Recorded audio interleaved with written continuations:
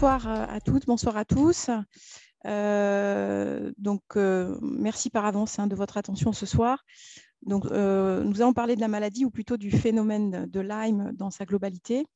Et mes objectifs pour ce soir, c'est de vous aider à comprendre la maladie, vous aider également évidemment à prévenir les risques de morsure et d'infection. Et on verra également comment réagir en cas de morsure, quelles solutions naturelles nous pouvons employer. Et vous allez découvrir ensuite l'approche naturopathique dans l'accompagnement de la maladie quand elle est devenue chronique. Et bien évidemment, cette approche naturopathique, je vais l'introduire par petites touches tout au long de la conférence. Et la quatrième partie de cette conférence permettra, je l'espère en tout cas, de faire la démonstration de la pertinence de cette approche. Alors, vous le savez, la maladie de Lyme est en pleine expansion dans le monde et notamment bien sûr en France. D'ailleurs, les promenades en forêt dans certains coins de France se sont devenus de véritables terrains minés en matière d'exposition aux tiques et aux morsures de tiques. Le corps médical est relativement divisé sur la définition de la maladie, voire même sur la reconnaissance de celle-ci dans sa phase chronique. Donc, je propose en premier lieu d'aborder la définition de cette maladie, ce qui la caractérise profondément. Donc, Lyme, c'est une maladie à transmission vectorielle et c'est une zoonose. Donc, vous connaissez le concept de zoonose. C'est une maladie dont l'agent pathogène peut être transmis de l'animal à l'homme. Et Lyme, c'est une maladie infectieuse qui est causée par une grosse bactérie, donc on appelle une borrélie, qui appartient à la famille des spirochètes. Le terme spirochète, vous le retrouverez fréquemment durant la conférence. Ah oui, il y a quelque chose que je n'ai pas précisé. Si vous avez des questions, excusez-moi. Oui. J'essaye de noter en même temps, je trouve que ça va hyper vite. Est-ce qu'on peut aller moins vite? Je pense que c'est Bien compliqué. sûr, il n'y a pas de problème. Merci. Je vais ralentir. Si vous avez des Merci. questions, n'hésitez pas à les noter dans le fil de discussion. Je les reprendrai à la fin. Donc, c'est une grosse bactérie, la borrélie. Elle appartient à la famille des spirochètes et on appelle ça une maladie vectorielle parce que elle est causée donc par un agent pathogène, donc la borrélie, qui est véhiculée et inoculée par un vecteur. En l'occurrence, le vecteur de choix de la maladie, c'est la tique, vous le savez. Ce vecteur a lui-même été infecté préalablement sur un hôte porteur du germe, qui en général on appelle un animal réservoir ou un réservoir biologique. Donc, je vous ai mis quelques exemples de réservoirs biologiques en photo. Donc, vous avez les petits rongeurs, les petits mammifères forestiers, les chiens, les chats, les cervidés, mais également, également, bien sûr, les oiseaux peuvent également être des animaux réservoirs.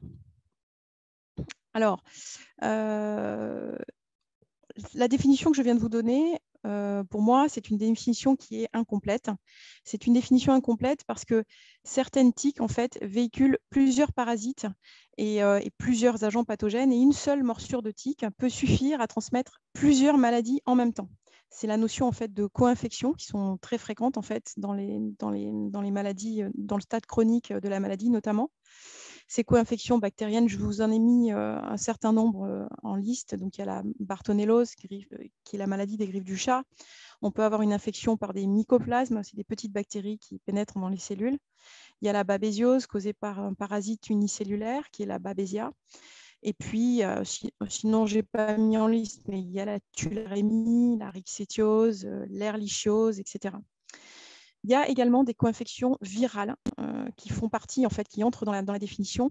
En fait, ce sont des infections virales qui sont transmises ou réactivées par la maladie à l'occasion de la maladie de Lyme. Donc, dans les infections réactivées, vous aurez Epstein-Barr, vous aurez le virus herpès 6 ou le cytomégalovirus. Et donc, ces infections en fait, virales ou bactériennes, ces co-infections vont bien sûr fortement compliquer en fait, le parcours du malade et son chemin vers la guérison. Et c'est d'ailleurs ce qui explique en partie la symptomatologie persistante chez les personnes pourtant traitées parfois par des polyantibiothérapie au long cours. Donc, la définition plus large qui s'impose, c'est que c'est une infection résultant la plupart du temps d'une morsure de tique, infectée par un ou plusieurs agents pathogènes, donc avec de possibles co-infections. Alors, l'incidence en France, je vais passer rapidement, mais si vous voulez, globalement, les chiffres officiels de Santé publique France laissent apparaître en fait une stabilité en proportion en fait en proportion de la population, donc en nombre de cas par 100 000 habitants, en nombre de nouveaux cas chaque année.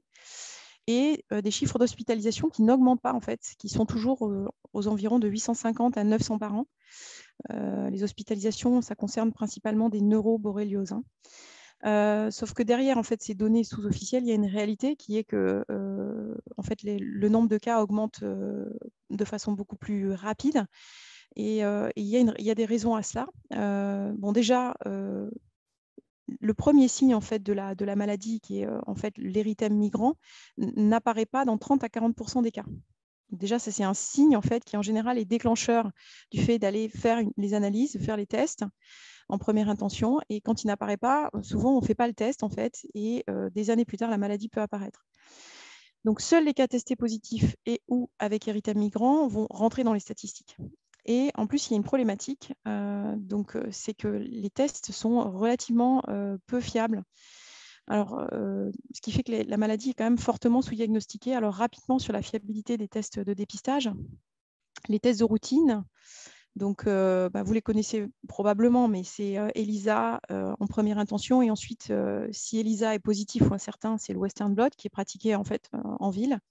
Ce sont 2 tests indirects qui ne recherchent pas la principale bactérie, mais certains anticorps dirigés contre certaines souches de la bactérie. Je vous ai mis les souches en fait, qui sont recherchées en fonction des tests, qui sont les souches majoritaires en fait, en Europe et aux États-Unis.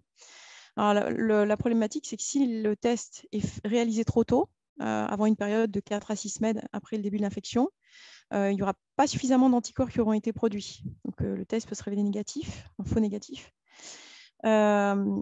Et en plus, il y a une autre problématique, c'est que ces tests sont imprécis. Leur sensibilité en fait, aux anticorps anti-Borrelia est assez variable.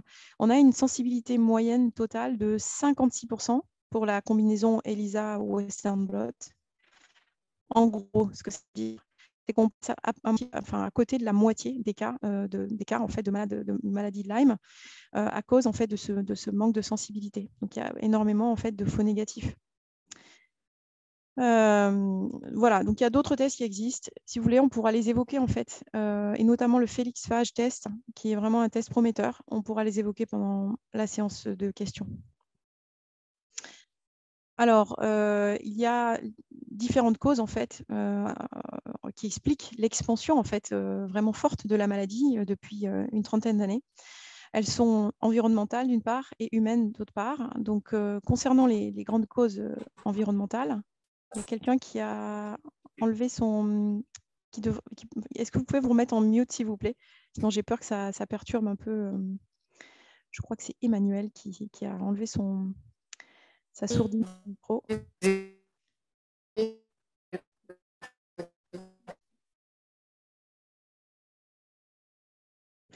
Bon, je vais continuer. Donc, les principales causes, c'est la disparition d'animaux prédateurs d'éthique, donc notamment les petites guêpes parasitoïdes qui ont été pas mal décimées par l'emploi de pesticides. Il y a aussi, bien sûr, l'extermination, la régression en fait, des prédateurs des réservoirs biologiques. Donc, je rappelle que les réservoirs biologiques, ce sont les petits rongeurs, notamment les petits mammifères forestiers, et leurs prédateurs, bien, le loup, le lynx, les renards, les rapaces, ont eu tendance leur population à fortement diminuer. Et donc, les rongeurs pullulent, et par suite, bien sûr, la diffusion et la contamination des tiques est fortement facilitée. On a aussi, bien sûr, l'extension des grandes cultures céréalières, la déforestation, l'urbanisation galopante qui provoque en fait une fragmentation de l'habitat forestier des rongeurs et des petits mammifères forestiers qui vont tendance à se déplacer dans des parcs et dans des forêts intra-urbaines et se retrouver aussi aux abords en fait, des habitations. Et il y a une statistique qui est importante à avoir, c'est que près de 30% en fait, des morsures de tiques sont signalées dans les jardins, et notamment les jardins privés aujourd'hui. Bon, il y a l'introduction d'animaux aussi comme le tamia de Sibérie en Île-de-France et en Picardie, qui malheureusement a une forte tolérance en fait, aux borrélies. On a aussi le réchauffement climatique qui est en cause, avec des hivers trop doux et qui font que en fait, la température ne descend pas suffisamment en dessous de 4-5 degrés et pas assez longtemps. Et donc les tiques n'entrent pas en phase d'hibernation, donc elles restent actives toute l'année.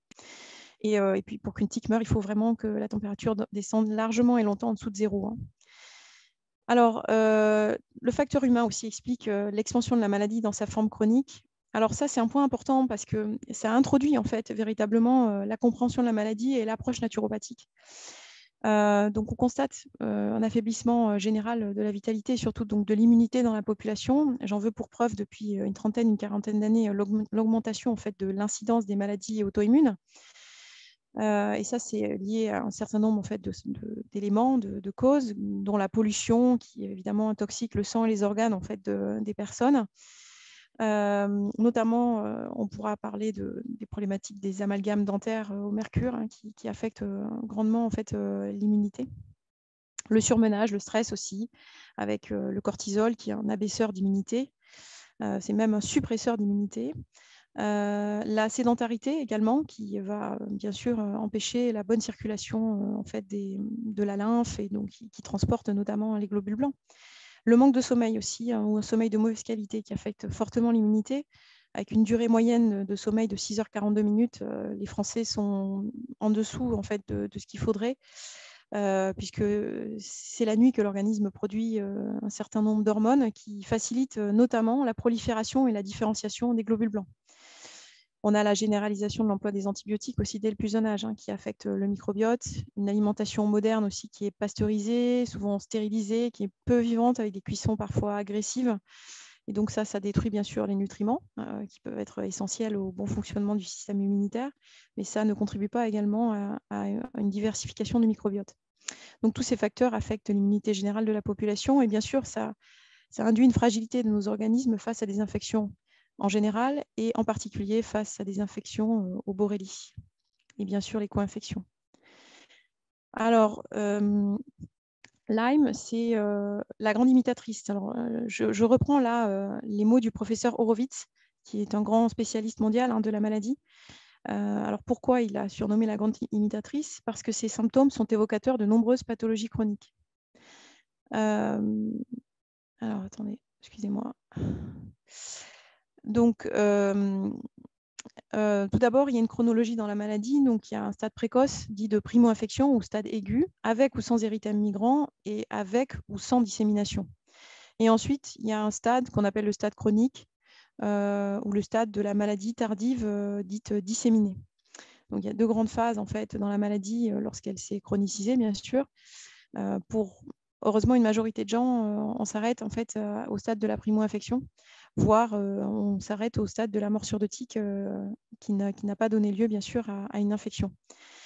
Au total, donc c'est plus de 35 symptômes différents hein, dont peuvent souffrir les malades au stade chronique ou disséminé. Je vous ai mis une petite infographie du Parisien qui décrit assez bien en fait la diversité et le caractère ubiquitaire, c'est-à-dire vraiment dans tout l'organisme hein, des symptômes chez certaines personnes. Alors, bien sûr, la maladie de Lyme, elle peut se manifester de façon très différente d'une personne à l'autre. Certaines personnes ont des symptômes très disséminés, d'autres des symptômes relativement localisés. Donc, je ne vais pas citer tous les symptômes, mais on a bien sûr des douleurs articulaires, des tendinites, des douleurs thoraciques, de l'essoufflement, des troubles du sommeil, des symptômes cardiaques avec de l'arythmie, des palpitations. On va avoir aussi des symptômes neurologiques, avec des maux de tête, de la confusion mentale, des troubles de la mémoire aussi. Donc effectivement, les manifestations sont très, très variées et peuvent être très nombreuses. Et ces symptômes sont non spécifiques de la maladie de Lyme et ils sont évocateurs d'autres maladies dont je vous ai mis la liste, effectivement, mais c'est une liste parfaitement non exhaustive. Et donc ça favorise bien sûr le phénomène d'errance médicale et un retard diagnostique important chez de nombreux malades. Donc évidemment, un risque de dissémination et d'aggravation de la maladie.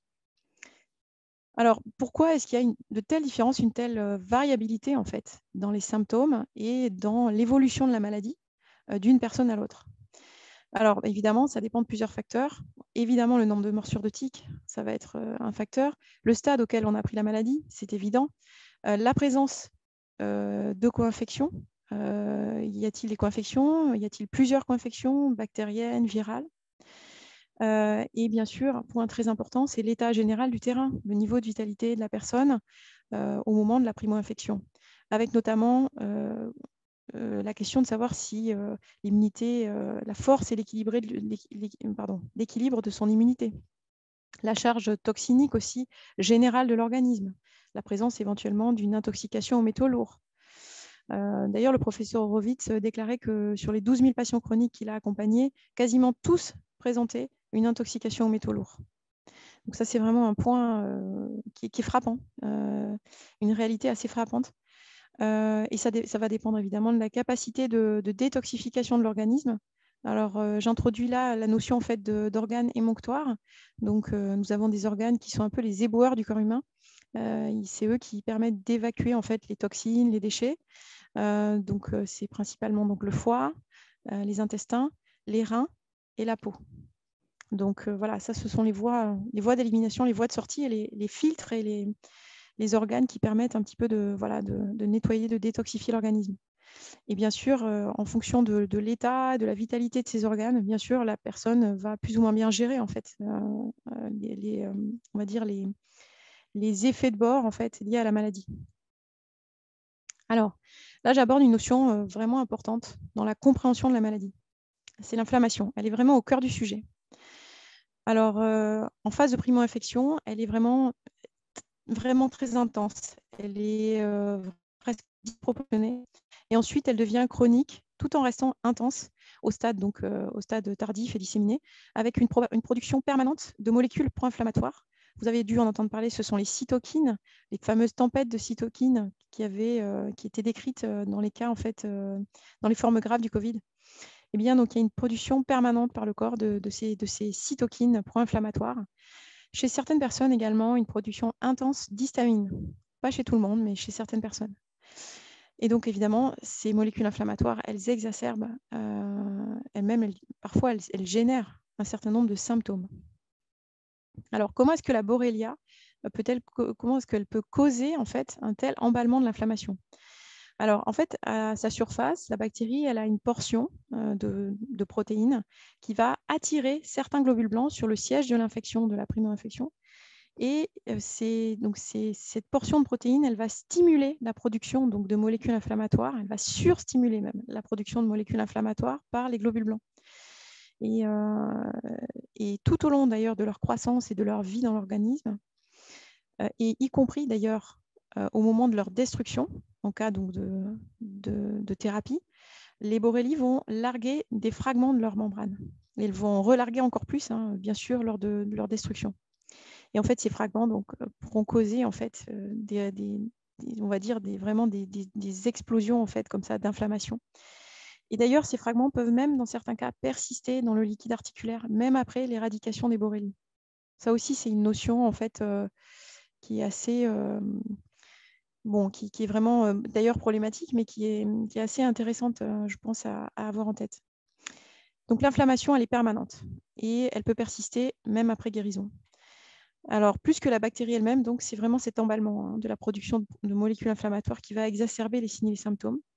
Et malgré cette inflammation persistante, qui est censée normalement accompagner une réponse immunitaire forte et efficace, eh bien, le système immunitaire va se trouver mis en grande difficulté. Il ne parvient pas à éliminer les borrélies.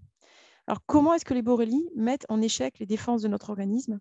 Ça, c'est la deuxième notion importante avec la notion d'hyperinflammation et d'inflammation chronique. Pour comprendre donc comment elles s'y prennent, il faut connaître les différentes formes que prennent les borrélies.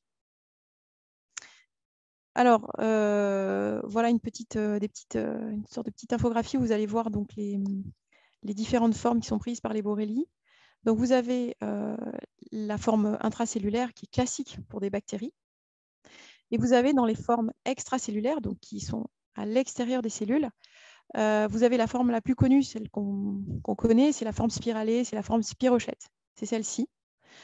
Alors celle-ci, malheureusement, c'est celle qui est facilement attaquable par le système immunitaire ou par des antibiothérapies ou même des biothérapies, très facilement. Mais malheureusement, elle est très minoritaire en fait dans l'organisme parce que très rapidement, en fait, cette forme spirochète, elle va avoir tendance à se transformer et à prendre des formes dormantes, formes kystiques. Donc là, vous voyez la forme kystique ou dormante. Donc c'est un spirochète qui en fait s'est enroulé sur lui-même, c'est entouré d'une membrane protectrice et grâce à ça, il peut échapper en fait aux agressions. Troisième forme, donc c'est dans les biofilms. Donc les biofilms, c'est un concept qui a été découvert en fait en biologie il y a un peu plus d'une quinzaine d'années.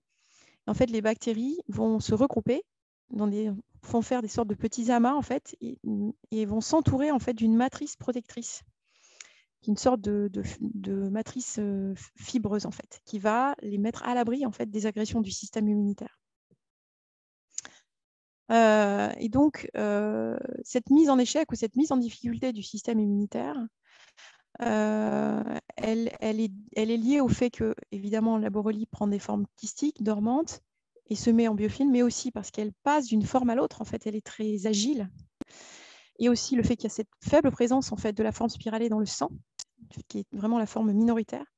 Le fait que rapidement, en fait, la forme spiralée, les borrélies spiralées vont aller dans les liquides à consistance de gel, dans les tissus à consistance de gel, notamment tout ce qui est tissu conjonctif, ou alors bien sûr les liquides articulaires, où là, elles aiment bien rester là, parce qu'en plus, elles se déplacent très rapidement dans ces liquides à consistance de gel, et même plus rapidement que les globules blancs. Donc c'est problématique, évidemment. Et ensuite, il y a cette capacité aussi à se camoufler. Donc c'est le fameux camouflage, où en fait la bactérie va entrer à l'intérieur d'un globule blanc. Et quand elle en ressort, elle s'est couverte en fait des schémas de surface de ce globule blanc. Et donc, elle se déguise en globule blanc en fait. Donc évidemment, elle ne peut plus être repérée et détruite par le système immunitaire. Voilà. Ça, c'est vraiment quelque chose d'important. Bon, sinon, je passe rapidement, mais elle peut aussi s'enduire en fait d'une protéine qui est un enduit protecteur qu'elle trouve dans la salive de la tique. Donc, vous voyez un peu la sorte de symbiose en fait. Voilà.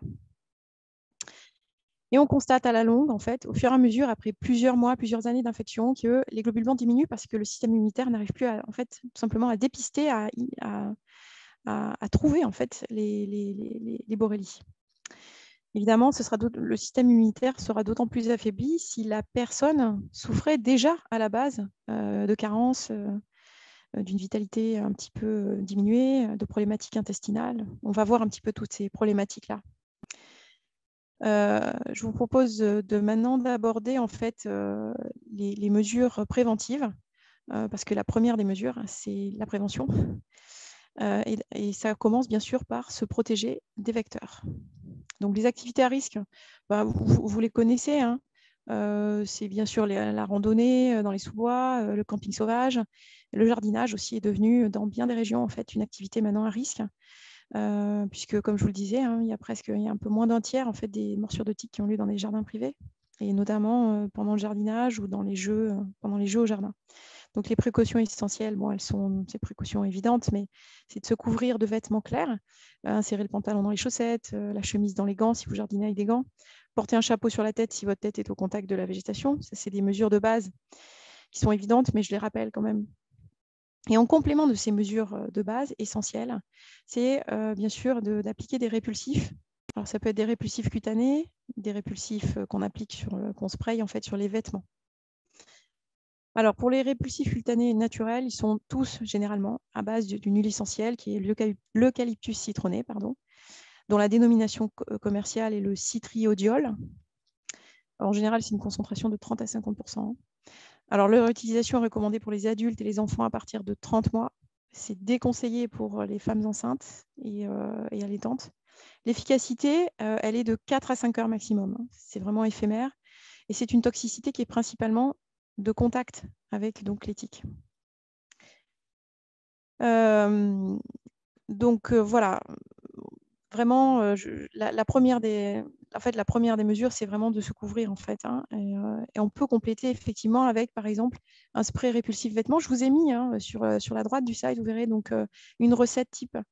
Alors, vous pouvez donc utiliser une synergie d'huile essentielle. Donc, vous avez la citronnelle de Java, le cannelier de Ceylan, donc c'est le rameau feuillé, hein, c'est l'huile essentielle tirée du rameau feuillé, l'amande poivrée, l'orange douce, le niaouli et la marjolaine. Alors, deux précisions importantes. La citronnelle de Java est à préférer au lemongrass, qui est moins efficace. Donc pas confondre les deux. Et la marjolaine, c'est la marjolaine des jardins et pas la marjolaine à coquille. Donc c'est vraiment l'Oreganum majorana. Le tout dilué dans de l'alcool et de l'eau, à mettre dans une petite bouteille avec un spray. Et ça a également une efficacité de 4 à 5 heures en fait. Donc voilà, c'est déconseillé aux enfants de moins de 3 ans, aux femmes enceintes ou allaitantes, là aussi, ou aux enfants ayant des antécédents de convulsions fébriles. Ensuite, une autre mesure essentielle, c'est bien sûr de travailler à réduire la possibilité de présence de tiques en fait au jardin. Donc ça, c'est pour les gens qui ont des jardins ou qui sont fréquemment dans les jardins.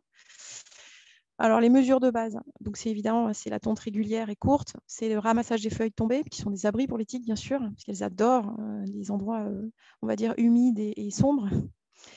C'est d'élaguer la base des arbres, c'est éloigner les haies et les massifs des endroits du jardin qui sont les plus fréquentés, puisque les tiques s'y mettent en attendant de pouvoir s'accrocher à nous et à nos animaux de compagnie. Et si le jardin se trouve aux abords d'une forêt, ben, ça peut être intéressant de prévoir une bande, une zone paillée entre le jardin et la zone boisée, en fait, une sorte de zone tampon pour éviter que les tiques ne puissent facilement en fait, passer donc, dans le jardin. Alors la biodiversité, c'est évidemment la meilleure des solutions, le meilleur outil. C'est un des meilleurs agents régulateurs de la population des tiques. Alors, une grande partie des coléoptères, les lézards, les araignées, certaines fourmis, certains oiseaux aussi, les hérissons et les musaraignes aussi. Donc, raffolent des tiques. Bon, évidemment, si vous avez la chance d'avoir des poules et des dindes, c'est aussi, ça fait partie de leur nourriture de choix. Les purins végétaux aussi sont très intéressants à épandre. Purins de lavande, d'ortie, de prêle et de consoude.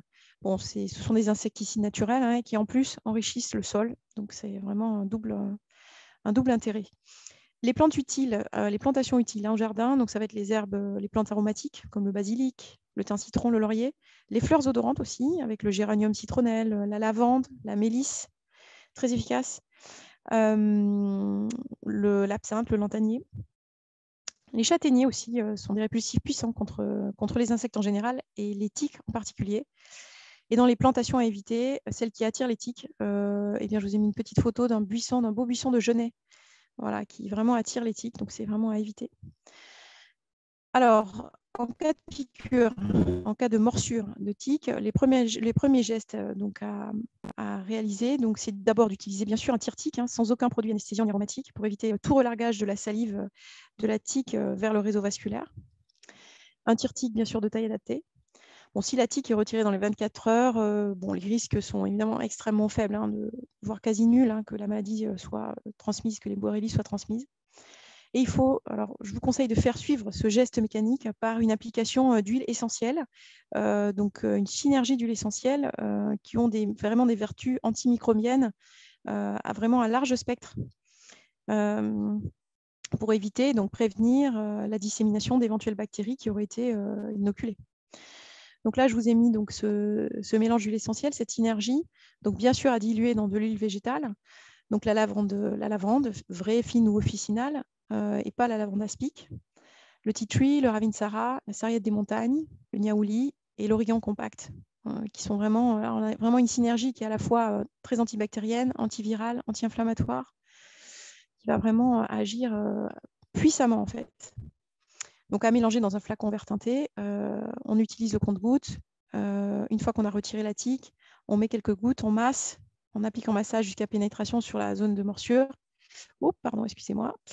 Et donc, on applique ça 4 fois par jour pendant 2 jours.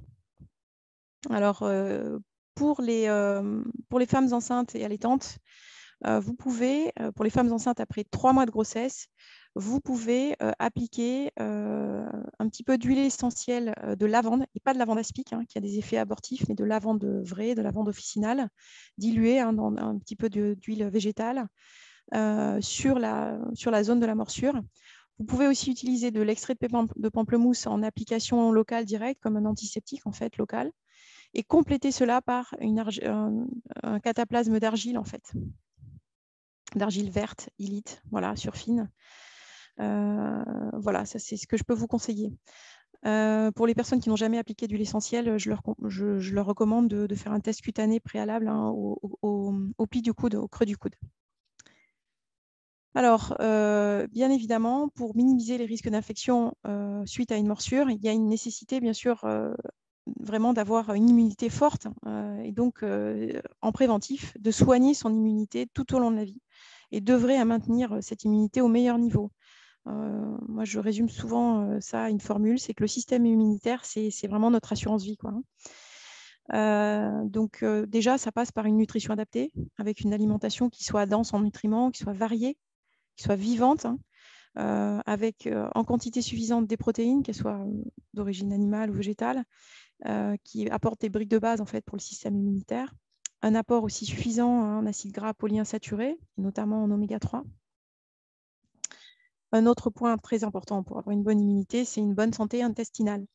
L'intestin, c'est le premier organe de défense immunitaire, parce que plus de la moitié de nos cellules immunitaires sont postées au niveau de la barrière intestinale, derrière la barrière intestinale et dans les tissus en fait, de la barrière intestinale. Et notre microbiote est en dialogue permanent en fait, avec ces cellules du système immunitaire. Il joue un rôle d'éducation en fait, et de maintien d'une bonne réponse immunitaire tout au long de la vie. Et donc, l'écosystème intestinal va être clé, va être essentiel. On en reparlera. L'exercice physique régulier, bien sûr, et d'intensité modérée va être aussi essentiel. Je dis d'intensité modérée parce que quand vraiment on fait de l'exercice épuisant avec une trop forte intensité et trop fréquente, ça a plutôt l'effet inverse en fait sur le système immunitaire.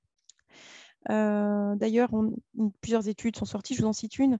Suite à un exercice d'intensité de durée modérée, donc 60% de la VO2 max et environ 45 à 50 minutes, on constate un accroissement en fait, du nombre de certaines cellules immunitaires. Donc, c'est vraiment un effet stimulant. Le sommeil de qualité, on l'a déjà évoqué. Ça, c'est très important, le lien entre le sommeil et, on va dire, l'immunité. Et bien sûr, la gestion des émotions et éviter ou essayer de travailler sur son stress pour lever en fait le stress quand il est chronique. Parce que, donc, comme on l'a vu, le stress, c'est vraiment un immunosuppresseur. Alors maintenant, je vous propose de passer à l'accompagnement donc de la maladie quand elle est devenue chronique. Alors, en guise d'introduction, je voudrais préciser en fait le domaine d'intervention de la naturopathie dans le cadre en fait d'un accompagnement face à la maladie chronique.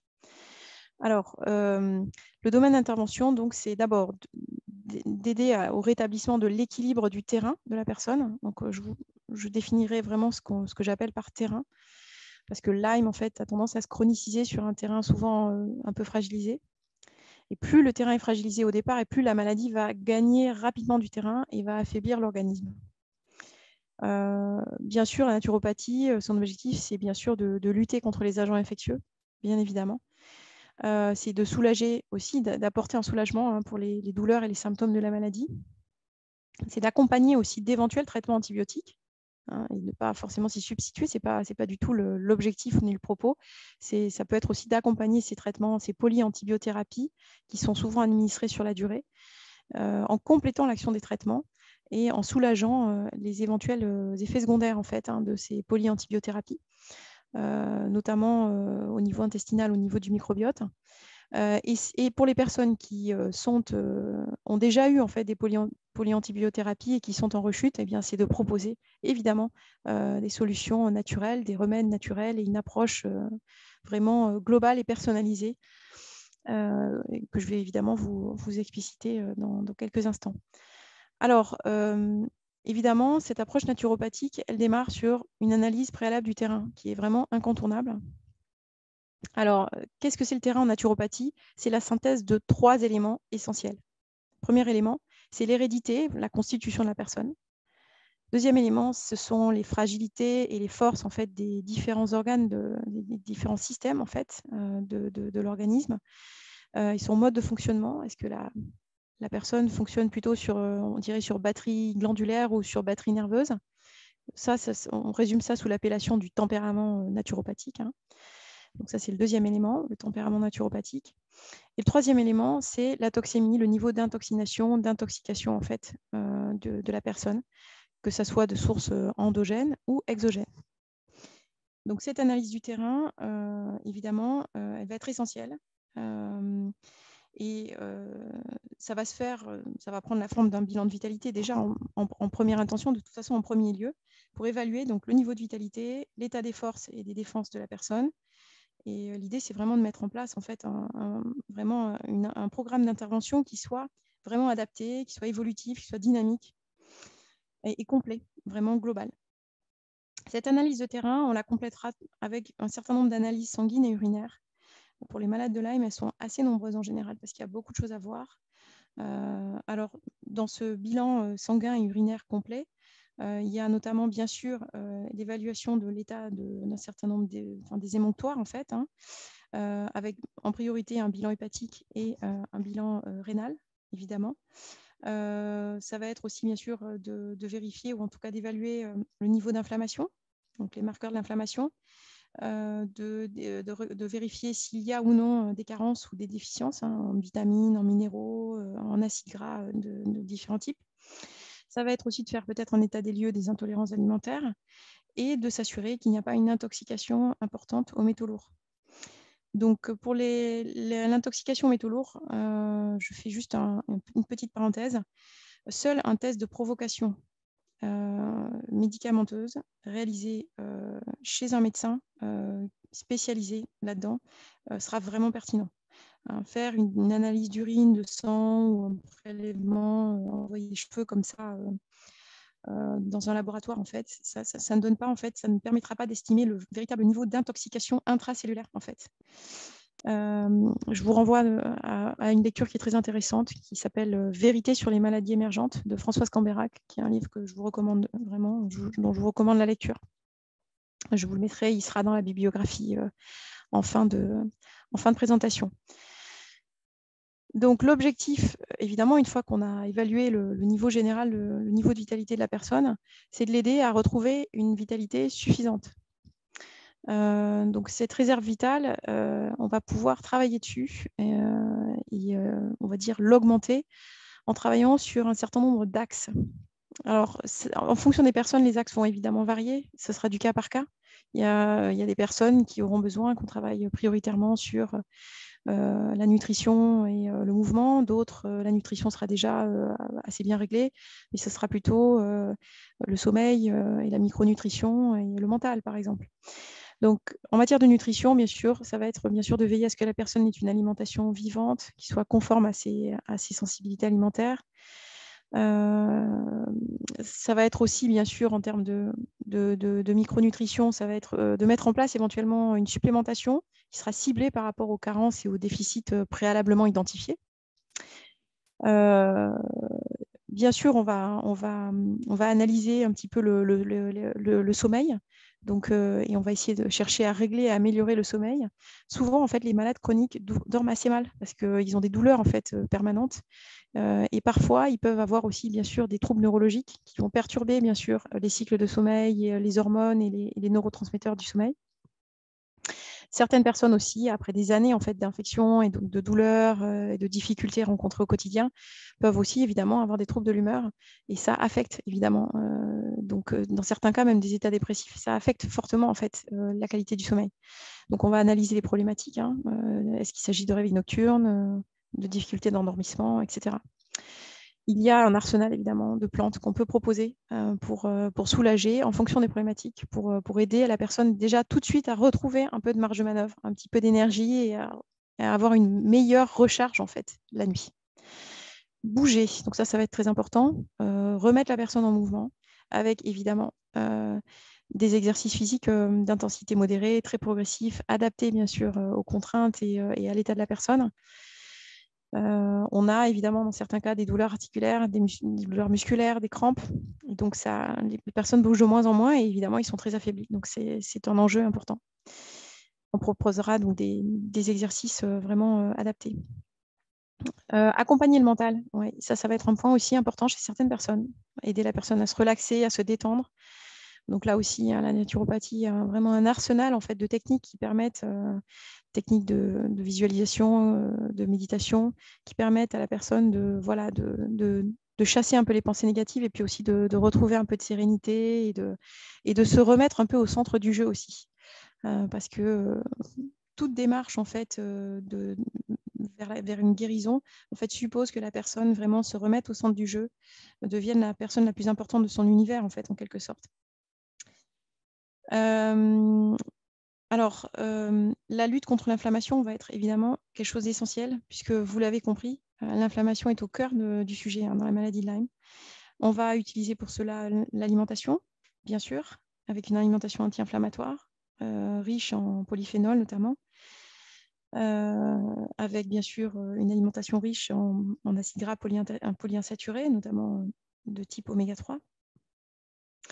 On va chercher à réduire les aliments qui ont tendance à être pro-inflammatoires comme les viandes rouges et puis les produits, les aliments qui sont riches en acides gras oméga 6, de type notamment acide arachidonique, qui sont précurseurs en fait, de molécules pro-inflammatoires dans l'organisme.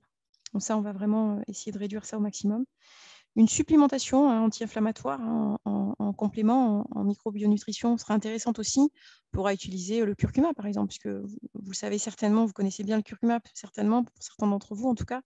La curcumine, c'est vraiment le composant anti-inflammatoire du curcuma. Elle possède de puissants effets anti-inflammatoires.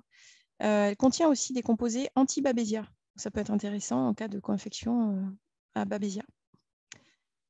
Dans la phytologie aussi, dans les plantes vont pouvoir venir au secours aussi dans la lutte contre l'inflammation, avec notamment, par exemple, je cite un cas, mais un type d'actif, donc c'est les extraits de bourgeon. On peut utiliser des extraits de bourgeon qui sont très efficaces pour lutter contre l'inflammation, notamment l'extrait de bourgeon de cassis. Et bien sûr, en cas de douleur intense, on pourra employer des biothérapies locales de confort, bien évidemment. Alors principalement des huiles essentielles qui ont quand même une action rapide et puissante. Je pense à la Golterie notamment, la Golterie qui est très anti-inflammatoire. On a aussi l'huile essentielle d'eucalyptus citronné qui est anti-inflammatoire et assez analgésique. La lavande aussi pourra aider. C'est plus soft, c'est plus doux, mais ça peut aussi aider. Alors je ne présente pas l'huile de CBD. Certains d'entre vous connaissent probablement l'huile de CBD. Par voie orale et ou en application locale, aussi en massage.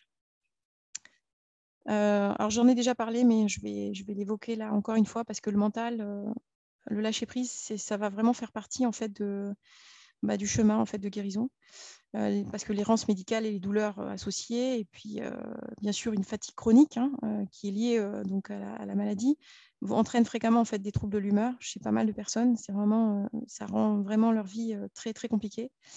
Et donc la naturopathie offre vraiment de nombreuses techniques de gestion du stress et des émotions. Et bien sûr, tout repose sur l'identification des rituels et des exercices qui sont adaptés en fait aux besoins de la personne, au tempérament de la personne, à son mode de vie aussi. Donc là, évidemment, les exercices de respiration ciblée, la relaxation, la méditation vont être de précieux alliés. Les bains hyperthermiques, donc ça aussi, c'est vraiment un outil intéressant. Ça permet d'imiter en fait le mécanisme naturel de la fièvre qui souvent en fait fait défaut en fait et où n'a pas été suffisant.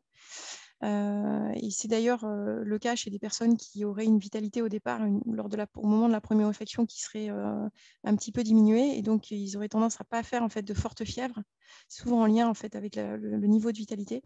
Et donc ça a manqué en fait. Et la fièvre, l'élévation de la température corporelle, c'est vraiment un outil que le système immunitaire utilise pour faciliter en fait l'attaque et pour en fait réduire vraiment plus facilement en fait inhiber en fait, on va dire inhiber la prolifération des agents pathogènes.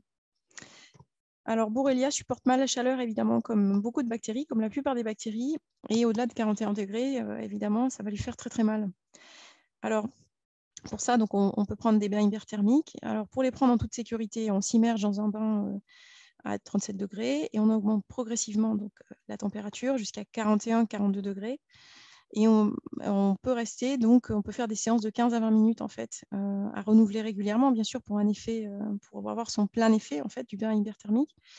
Par contre, évidemment, on commence toujours par des durées courtes, quelques minutes seulement, pour éviter en fait tout simplement il faudrait quand même pas se mettre dans une situation où on pourrait faire un malaise ou se sentir mal, parce qu'un bain hyperthermique, c'est quand même quelque chose, si vous n'avez pas du tout l'habitude de prendre des bains chauds, ça peut être effectivement quelque chose vraiment un choc en fait, thermique pour le corps.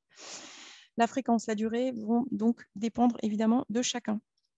Alors, il y a des contre-indications pour les bains hyperthermiques, notamment les problématiques cardiovasculaires lourdes. Ça, il faut vraiment demander conseil. Et de toute façon, le bain hyperthermique, ça ne va pas forcément correspondre à tout le monde. Il y a des profils en fait, vraiment physiologiques qui supportent bien, qui aiment bien la chaleur et qui vont vraiment pouvoir pratiquer le bain hyperthermique de façon régulière et de retirer les pleins effets. Et d'autres profils n'aimeront pas en fait la chaleur et ne tiendront pas sur la durée en fait. Alors, soutenir aussi les capacités de détoxification de l'organisme, ça c'est vraiment un point aussi intéressant et un point important. En priorité, il faut d'abord commencer par couper les sources de polluants, bien évidemment, en diminuant drastiquement son exposition par une alimentation donc bio, si possible en évitant les additifs chimiques, les colorants, les conservateurs et donc la nourriture ultra transformée.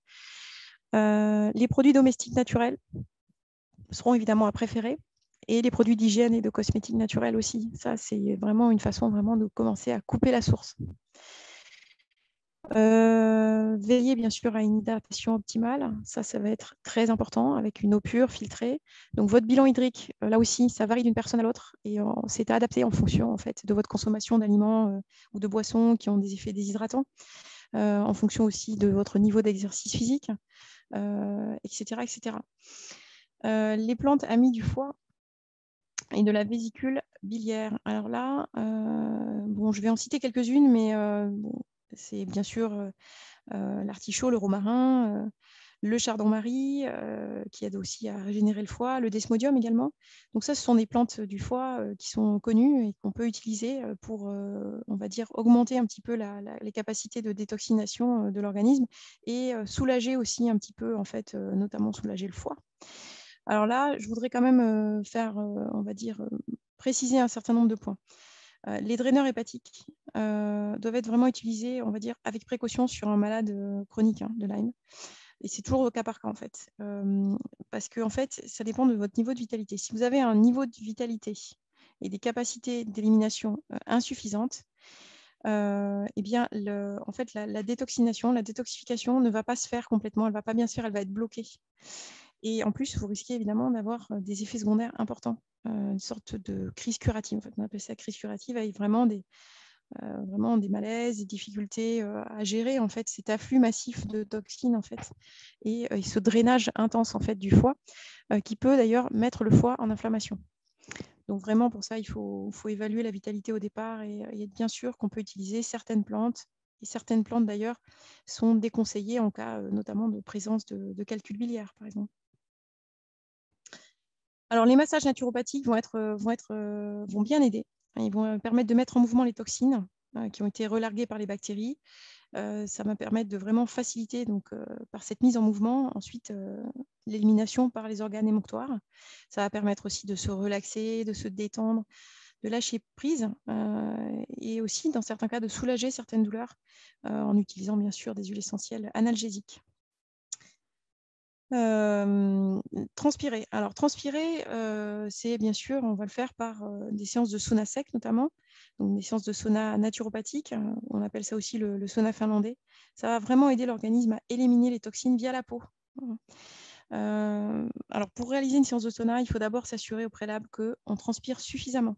Ça, c'est essentiel. Et bien sûr qu'il n'y a pas de contre-indication au sauna. Il y en a un certain nombre.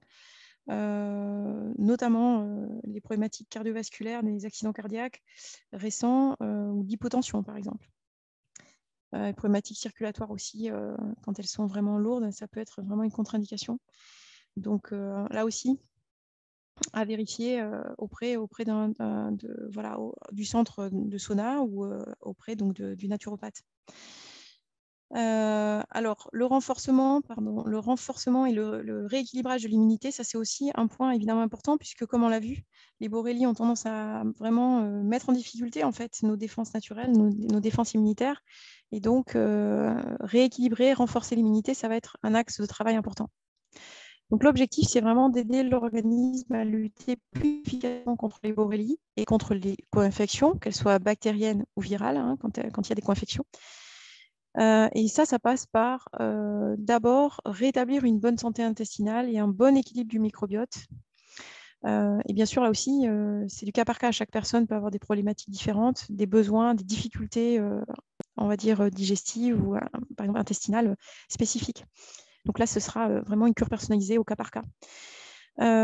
Soutenir et moduler la réponse immunitaire, on peut le faire aussi évidemment avec des actifs et des remèdes naturels.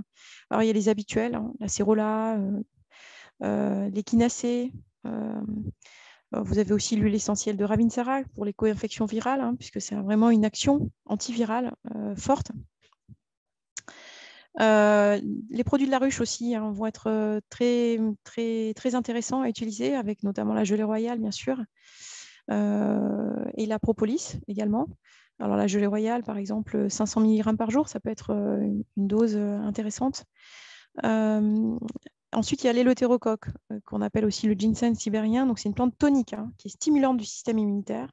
Elle a aussi des effets neuroprotecteurs. Elle va aider aussi à lutter contre la fatigue chronique. Donc, elle va avoir plusieurs cordes en fait, à son arc. On peut utiliser aussi la mycothérapie avec donc, des extraits ou des poudres de mycélium de champignons. Alors, il faut bien choisir ces champignons. Il faut prendre des champignons qui sont riches en certains types de bêta-glucanes, les 1,3 et 1,6 bêta-glucanes. Je vous ai mis une petite photo donc, de reishi, donc, qui est vraiment un champignon très intéressant qui va stimuler, en fait, qui va permettre l'augmentation en fait, d'un certain nombre de cellules du système immunitaire. Ça va stimuler en fait, les cellules de l'immunité.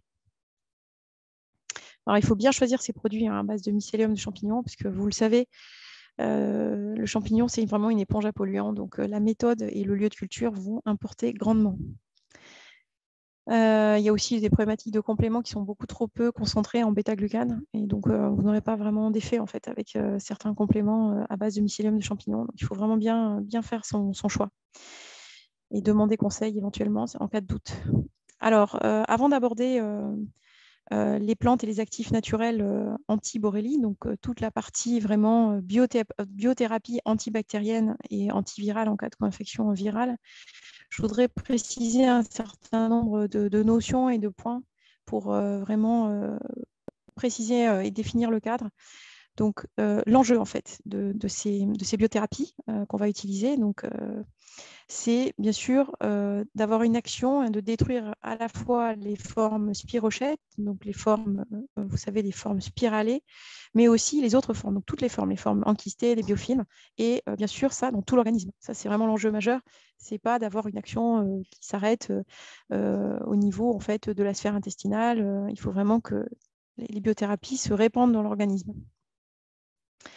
Alors, ces biothérapies, généralement, elles sont incontournables, évidemment, mais elles ne sont pas suffisantes en tant que telles. C'est-à-dire que pour marcher vers la guérison, il faut que la démarche santé soit globale et l'hygiène de vie, bien sûr, va être au centre de toutes les considérations thérapeutiques. Et ces biothérapies viendront vraiment en appui. Alors, in vivo veritas. Donc, il y a de nombreuses études in vitro qui ont été menées sur de très nombreuses plantes qui ont été réputées anti-spirochétales, donc c'est-à-dire anti-Borrelie. Certaines études comparent d'ailleurs, in vitro, comparent l'efficacité des antibactériens naturels à l'efficacité des antibiotiques conventionnels comme la doxycycline ou la daptomycine. Vous en avez peut-être entendu parler. Alors, l'efficacité, alors souvent d'ailleurs, ces plantes, ces principes actifs naturels ont une efficacité au moins équivalente et parfois à des concentrations très très faibles. Mais l'efficacité in vitro sur une boîte de pétri où la bactérie se trouve donc directement en contact avec le principe antibactérien, quel qu'il soit, bon, ça ne signifie pas obligatoirement que évidemment, la plante ou le principe actif considéré aura une action déjà aussi efficace dans l'organisme, qu'elle sera parfaitement absorbée, assimilée, et qu'elle aura une action vraiment ubiquitaire, c'est-à-dire globale en fait, sur tout l'organisme. Donc ça, on aborde la notion en creux, la notion de pharmacocinétique. Donc, les problématiques, ça va être l'absorption des principes actifs au niveau du tractus digestif, au niveau donc, du système digestif, et puis la diffusion dans l'organisme. Il y a l'autre problématique, c'est la rareté des études cliniques in vivo. Il y en a très, très peu. Donc, on a surtout des études cliniques in vitro, en fait. Il y a une étude clinique qui a été réalisée en Chine il y a plus d'une quinzaine d'années sur une association de plantes chinoises sur des malades chroniques de Lyme. Je reparlerai d'ailleurs de cette association de plantes chinoises un peu plus loin. Donc, il y a une rareté des études cliniques. Par contre, on a vraiment du recul sur un certain nombre en fait, de principes actifs que je vais vous présenter depuis une trentaine d'années, avec vraiment un track record avec vraiment des centaines, voire des milliers en fait, de personnes qui ont utilisé avec beaucoup de succès en fait, ces remèdes naturels. Donc, abordons maintenant donc, le pouvoir anti-infectieux des huiles essentielles. Donc, en premier lieu, je vous présente les huiles essentielles et après, on parlera des plantes, pas sous forme d'huile essentielle, mais les plantes qu'on peut employer alternativement. Donc, l'activité anti-infectieuse de 34 huiles essentielles contre les formes dormantes de Borrelie a été étudiée. Donc, notamment, elle a été étudiée en 2017 par un collège de chercheurs de la Johns Hopkins University à Baltimore. Et le résultat de cette étude, c'est qu'il y a 3 huiles essentielles qui se détachent en fait du lot, qui ont vraiment une activité antibactérienne et antiborrelia très marquée, la plus marquée. Donc, c'est l'origan compact ou origan vulgaire, c'est l'écorce de cannelle de Ceylan et le clou de girofle. Alors, les composés actifs sont notamment le carvacrol, le génol, donc des phénols qui ont vraiment des actions antibactériennes puissantes en fait. Entre autres, composés qui ont vraiment composés actifs qui ont vraiment une activité anti-infectieuse massive, majeure. Alors, en termes d'administration, donc ce sera une prise par voie orale, bien sûr, et une administration plutôt pulsée, un certain nombre de jours tous les mois. Alors pourquoi? Évidemment pour éviter en fait une irritation, une inflammation du foie en fait. Parce que les prises au long cours, en fait, les huiles essentielles peuvent être hépatotoxiques, c'est-à-dire toxiques pour le foie. Donc on ne va pas les administrer de façon continue. Alors, le dosage et la fréquence, ça dépend vraiment du cas de la personne. Ça dépend vraiment si aussi elle suit une antibiothérapie en parallèle. S'il y a antibiothérapie pulsée en parallèle, on pourra profiter des fenêtres thérapeutiques pour utiliser les huiles essentielles. Ça va dépendre aussi de la sensibilité de la personne aux huiles essentielles. Est-ce qu'elle a l'habitude d'ingérer de l'huile essentielle? Le niveau aussi de tolérance de son système digestif, de niveau d'irritation et de tolérance. Et bien sûr, l'état du foie, en fait, la capacité en fait, du foie à gérer en fait, ces principes actifs. La règle, encore une fois, là, c'est la personnalisation.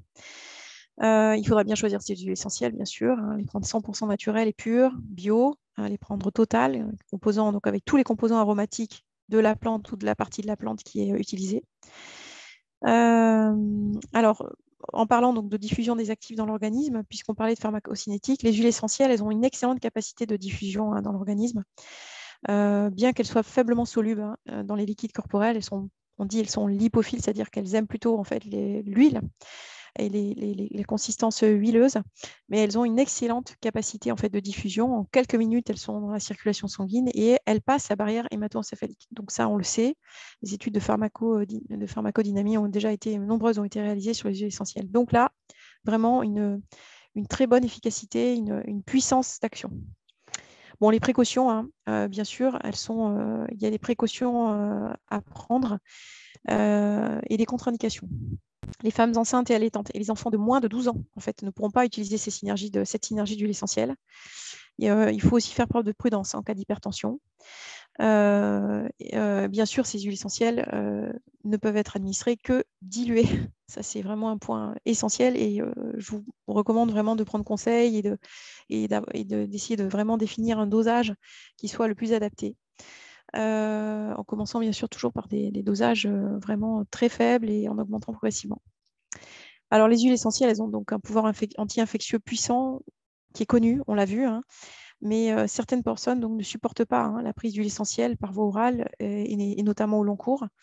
Les enfants de moins de 12 ans, évidemment, ne pourront pas utiliser cette synergie. Et donc, heureusement, la nature a bien fait les choses puisqu'il existe un certain nombre de plantes à l'efficacité vraiment reconnue de façon empirique et qui ont fait leurs preuves sur des centaines et milliers de personnes depuis une trentaine d'années et qui ont donc un champ de contre-indication qui est beaucoup plus restreint, c'est-à-dire qu'on pourra les employer, y compris chez les enfants. Alors, je vais vous présenter les principales, on va dire les plantes incontournables dans cette approche naturopathique, cette approche naturelle. Les plantes connues et utilisées, facilement trouvables en Europe, c'est là-dessus que je vais le plus m'attarder parce que c'est celle que on aura le plus de facilité à trouver, sous différentes formes, également sous différentes formes galéniques, puisque là, on parle quand même de biothérapies qui vont être prises au long cours. Donc, il faut évidemment employer des plantes qui sont facilement trouvables et donc qui ne coûtent pas trop cher. En fait, il ne faut pas que ça coûte trop cher de se les procurer. Alors, les plantes connues donc en Europe, donc la chirette verte, je vous ai mis un certain nombre d'images pour que vous puissiez vous faire une idée. Donc, elle est très antibactérienne, très antivirale, antispirochétale. Elle a aussi des propriétés anti-inflammatoires et analgésiques, de même d'ailleurs que la renouée du Japon. La salsepareille d'Europe, elle va avoir des propriétés antiparasitaires, immunomodulantes. Donc, elle va être assez anti-inflammatoire aussi. Donc, ça va être un remède intéressant pour calmer ce qu'on appelle les réactions les réactions de Jarisch-Herxheimer, les ERX, dont je vais vous parler un petit peu plus loin.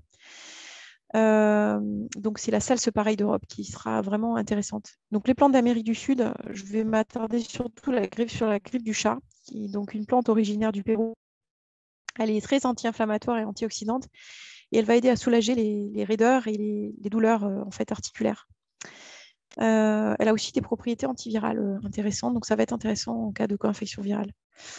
Il y a aussi donc, des plantes peu connues en Europe et difficiles d'ailleurs, c'est difficile de se les procurer. Hein. Donc, je les ai citées, Yucca purana et Manayupa. Donc, en fait, c'est principalement des extraits d'écorce ou extraits des feuilles hein, qu'on peut utiliser. Dans les plantes originaires d'Afrique, donc la quinine nugana va être intéressante, on la trouve aussi en Europe assez facilement. Donc, on tire un extrait en fait des racines hein, de cette plante à fleurs. Elle a des vertus anti-paludiques et anti-spirochétales très, très, très puissantes, même à dose d'ailleurs à concentration assez limitée. Donc, voilà. Dans les plantes asiatiques, eh bien, il y a la fameuse association de plantes dont je vous parlais, donc le Bai Hutang, qu'on appelle aussi décoction du tigre blanc, qui est utilisé de longue date hein, en médecine chinoise. Alors, comme vous pouvez le constater, donc sur chaque continent, la nature a vraiment pourvu les hommes avec des plantes utiles dans la lutte contre les maladies infectieuses, comme la borréliose. L'activité antimicrobienne et antispirochétale, bien sûr, elle varie fortement quand même, hein, selon les plantes, selon le dosage. Et vous le savez, comme je vous l'ai expliqué, il y a des plantes qui ont d'excellents résultats in vitro et in vivo, d'autres des résultats variables, parfois des résultats in vitro mitigés, mais une bonne efficacité en vie réelle, on va dire. Il n'y a pas vraiment de dosage, de cure type, de protocole universel. Il y a des plantes qui marchent, on sait qu'elles marchent très très bien, donc on les emploie en première intention de façon, par défaut, on va toujours les utiliser, mais parfois on peut être obligé de les retirer en fait et d'en utiliser d'autres, d'essayer d'autres plantes.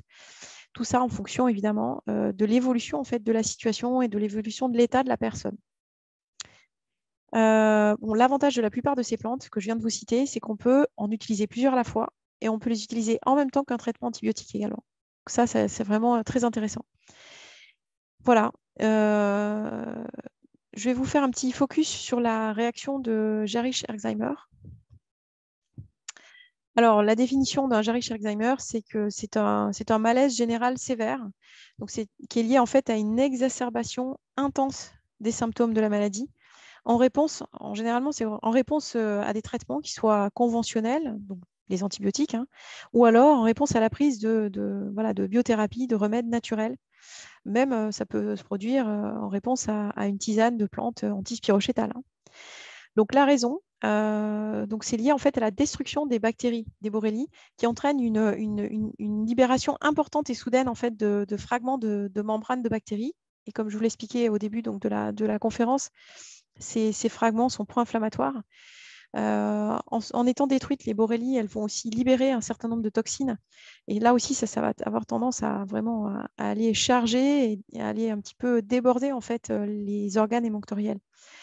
Donc, il y a deux phénomènes. Il y a l'hyperinflammation et le débordement en fait, de toxines, donc, qui est généré par la destruction des borrélies, la destruction des membranes des borrélies. Et bien sûr, cette libération de molécules inflammatoires, on va dire intenses, cette hyperinflammation, elle va réveiller et exacerber les douleurs.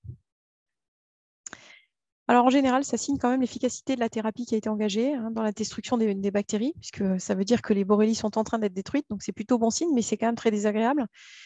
Donc on préfère prévenir, donc il faut toujours débuter les cures à très faible dose et augmenter très très progressivement.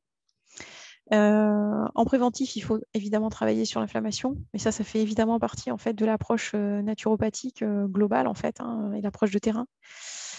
Alors que faire en cas de Jarisch-Herxheimer? Bon, eh bien, évidemment, diminuer temporairement les doses, voire parfois on est obligé d'arrêter temporairement la cure, de lutter contre l'inflammation, de redoubler en fait d'efforts dans la lutte contre l'inflammation et employer un certain nombre d'actifs naturels pour vraiment essayer de faire baisser l'inflammation. Et on peut donc utiliser notamment donc, la salse pareille d'Europe que je vous citais il y a quelques minutes, qui va être assez utile pour modérer et soulager, en fait, modérer les réactions de Jarisch-Herxheimer puisqu'elle est immunomodulante. Alors, bien sûr, il ne faudra pas oublier les co-infections qui sont évidemment fréquentes, comme je vous le disais. Alors, on pourra employer tout un tas d'actifs en fait, naturels. Je vais vous en citer un certain nombre. Les extraits de feuilles d'olivier, donc, dont le principe actif, c'est l'oleuropéine, donc, qui est un polyphénol qui a des propriétés anti-inflammatoires, antimicrobiennes et antivirales, vraiment à large spectre. Donc, ça a une action aussi virucide contre certaines co-infections virales comme l'herpès. Qui a été démontré dans des études in vitro, bien sûr, mais on sait qu'effectivement, l'oleuropéine, c'est vraiment utilisé de longue date, en fait. Ça a vraiment une action antivirale intéressante. La racine de Cardère aussi va être très intéressante. Elle a une action antibactérienne et antivirale indirecte. En fait, elle stimule fortement le système immunitaire et notamment les défenses antivirales et antibactériennes. C'est aussi une plante de la peau, hein. C'est une plante sudorifique, c'est une plante qui va accélérer, augmenter la sudation. Et c'est une plante du foie, elle est détoxifiante, donc elle va être aussi intéressante à plusieurs titres. On a aussi donc, les mélanges d'huile essentielle antivirale, comme le Ravinsara que je vous ai cité précédemment, l'eucalyptus radié, et aussi donc il y a aussi des synergies antivirales dans le commerce. Je pourrais vous, pendant la séance de questions, si vous voulez, je pourrais vous en citer une éventuellement qu'on trouve. Donc il y a un labo qui fait il y en a plusieurs, mais en tout cas j'en ai identifié un qui est plutôt de qualité, avec des synergies donc d'huile essentielle antivirale. Alors, on peut aussi avoir recours à la mycothérapie, là aussi, l'utilisation donc de champignons, de mycélium de champignons. On a la queue de dinde et le reishi, donc, qui ont vraiment des propriétés antivirales fortes, notamment vis-à-vis en fait, du virus de l'herpès et d'Epstein-Barr.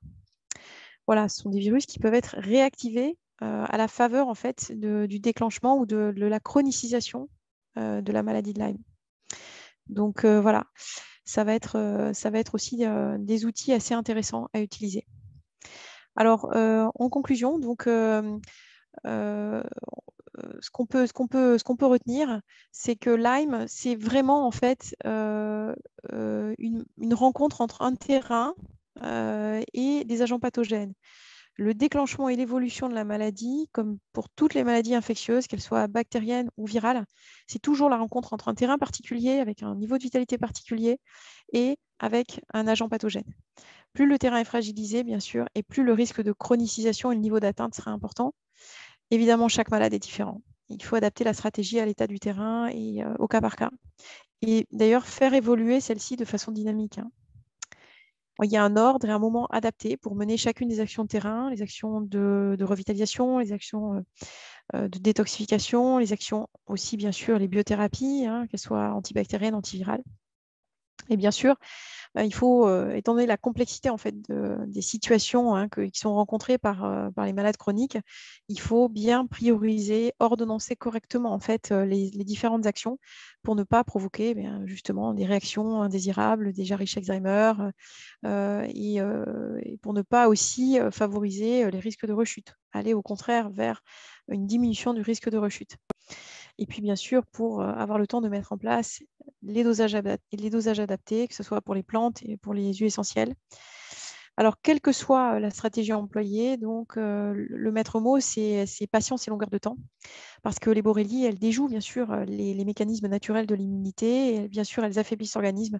Et donc, ça va prendre du temps. La plupart des malades chroniques mettent vraiment 1 an à 2 ans parfois même pour vraiment rétablir en fait l'équilibre du terrain et commencer à vraiment avoir une action sur les borrélies.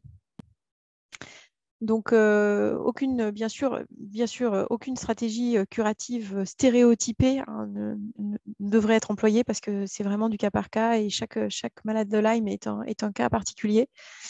Et la stratégie naturelle, l'approche naturopathique, vraiment, elle repose sur des grands principes, hein. C'est l'analyse et l'appréhension de la personne dans sa globalité. C'est l'évaluation en profondeur vraiment et exhaustive hein, de l'état du terrain, l'évaluation des besoins physiologiques de la personne, bien sûr en vue d'avoir une réponse complète, méthodique et bien sûr personnalisée. Alors, bien sûr, l'objectif, ce sera de maximiser l'impact des biothérapies et des traitements, hein, et bien sûr de réduire les risques de rechute et soulager les inconforts, les douleurs. Donc, vraiment, la clé de la réussite, c'est la personnalisation, l'adaptation et le fait, bien sûr, que la personne se remette au centre du jeu, se mette au centre de son univers pour vraiment se mobiliser toutes ses forces, toutes ses capacités, je dirais, logistiques pour marcher en fait sur le chemin de la guérison. Alors, je terminerai sur l'évocation de parcours de personnes qui ont réussi à s'en sortir, bien sûr, les témoignages de guérison. Vous avez effectivement dans la bibliographie le cas de Judith Alberta, qui est assez connue, hein, c'est une naturopathe canadienne donc, qui était guérie de la maladie de Lyme. Donc, elle a écrit 2 livres que je vous recommande, hein. Lyme, les solutions naturelles et la maladie de Lyme, mon parcours pour retrouver la santé. Il y a aussi évidemment des livres qui ont été écrits par des professeurs de médecine, enfin des docteurs, des médecins spécialistes de la maladie. Alors eux, ils ont bien sûr une approche orientée vers les antibiothérapies, notamment les polyantibiothérapie pulsées, mais ils ont une vision bien sûr médicale et scientifique de la maladie qui est intéressante, qui permet de vraiment bien comprendre de façon très exhaustive en fait les mécanismes de déclenchement et de propagation de la maladie. Vous avez donc également un certain nombre de livres. Je vous parlais tout à l'heure du livre de Françoise Cambérac concernant donc, les problématiques liées aux intoxications, en fait, aux intoxications aux métaux lourds. Donc, Vérité sur les maladies émergentes, qui est vraiment un ouvrage que je vous recommande. Elle a écrit 2 livres, hein, c'est un des 2, mais les 2 sont vraiment très intéressants. Voilà, et puis sinon, un livre qui a été écrit, donc qui se trouve exclusivement en anglais, qui est exclusivement en langue anglaise, donc de Stephen Harrod Bonner, qui est donc un naturopathe américain, qui a testé un certain nombre en fait, de biothérapies avec un excellent track record. Eh bien, je vous remercie de votre écoute. Je vous propose, si vous le voulez bien, de passer à la séance de questions. Alors, je vais regarder la discussion. Alors, oh là, excusez-moi, je l'ai mise en plein écran. Alors, je reviens. Ça y est, alors pas de son, désolé. Vous avez bien eu le son, j'imagine. Alors, les tests doivent être envoyés à l'étranger. Alors, justement, donc, puisqu'on parle de tests, il y a un test donc, qui est très prometteur en termes, qui est très intéressant en termes d'efficacité, c'est le Félix Phage test donc, que j'évoquais précédemment. Alors celui-ci, il est réalisé par un laboratoire en Belgique qui s'appelle Red Laboratories, qui donc, va détecter en fait, la présence de bactériophages. En fait, ce sont des tout petits virus qui infectent en fait, les borrélies. Et ils sont très spécifiques des borrélies infectées. Et donc, en détectant certains types de bactériophages, eh bien, on sait à quel type de souche on a affaire. Et surtout, ils infectent les borrélies quand l'infection est active, en fait, jusqu'à 3 ans après en fait, la primo-infection, jusqu'à 3 ans après la morsure, en fait. Donc, c'est un test qui est extrêmement intéressant et où il y a peu de faux négatifs, en fait. Et là, effectivement, il faut envoyer à l'étranger et envoyer donc, les prélèvements en Belgique. Et il y a beaucoup trop de faux négatifs en France, oui, bien sûr. Enfin, de toute façon, quel que soit le pays, si vous faites ELISA ou Western blot, il y aura des faux négatifs. D'ailleurs, aux États-Unis, ils n'emploient plus le test ELISA parce qu'il n'est plus recommandé, parce qu'il détecte en fait des souches Borrelia garini et Afzeli qui sont vraiment minoritaires en fait aux États-Unis. C'est surtout Burgdorferi qui est présente. Et donc, c'est surtout le Western blot qui sera pertinent aux États-Unis, par exemple. Donc voilà, ça dépend des pays. Un érythème migrant indique-t-il que la tique était infectée et que la personne a désormais Lyme? Oui, un érythème migrant indique que effectivement, il y a eu infection. Et qu'il y a, en tout cas, on est au stade de la primo-infection. Ça, c'est sûr. Peut-on avoir un érythème migrant sans être infecté? Je ne crois pas. Mais je ne crois pas. L'érythème migrant, il est vraiment spécifique à l'infection par les borrélies, dans le cas de la maladie de Lyme. Il a été décrit la première fois en fait, au 19e siècle, de façon précise. Ils appelaient ça érythème migrans. Ça a été les premières descriptions d'érythème migrant au 19e siècle. Ça existait depuis la nuit des temps, hein, mais je pense que ça a été vraiment décrit par la médecine de façon précise et systématique. Le spray répulsif est à mettre à même la peau ou sur les vêtements. Alors, je vais revenir sur la slide. Tac, tac, tac. Alors, quand vous parlez du spray répulsif, donc, il y a les répulsifs cutanés et les répulsifs vêtements. Le spray répulsif dont je vous ai donné en fait la recette, c'est un spray répulsif exclusivement pour les vêtements. Il ne s'applique pas sur la peau. D'autant que il est dilué avec de l'alcool et de l'eau et pas avec de l'huile, et qu'il contient de l'huile essentielle de cannelle de Ceylan, qui est dermocaustique. D'accord, merci. Donc voilà, je vous en prie. C'est quand même une précision importante, vous faites bien de poser la question. Voilà, bon résultat avec la quinine du Ghana, oui. Effectivement, la quinine du Ghana, très très puissante par contre, hein. Même au niveau de la tisane, sans employer en fait des extraits en fait de plantes concentrées ou des teintures mères, on peut avoir avec la quinine du Ghana, on peut avoir une réaction de Jarisch-Alzheimer assez puissante. Donc c'est vraiment à utiliser à très très petite dose. Voilà, donc voilà, j'ai répondu indirectement. On peut l'employer donc en teinture mère, en extrait de plantes ou en tisane. Ça dépend en fait de la personne. Si la personne est très affaiblie, je vais plutôt recommander des tisanes. Qu'est-ce qui fait que des personnes sont plus sujettes que d'autres aux piqûres de tiques? C'est une bonne question, ça. Comme il y a des peaux à moustiques et des peaux pas à moustiques. Alors moi, j'ai une explication, mais franchement, elle vaut ce qu'elle vaut. C'est-à-dire que c'est mon explication, mais ça n'est absolument pas parole d'évangile. Je pense que en fonction en fait du microbiote intestinal qui donc se reflète sur le microbiote cutané, en fonction de son microbiote cutané et de ses odeurs corporelles, je pense qu'on est peut-être plus enclin à attirer un certain nombre d'insectes.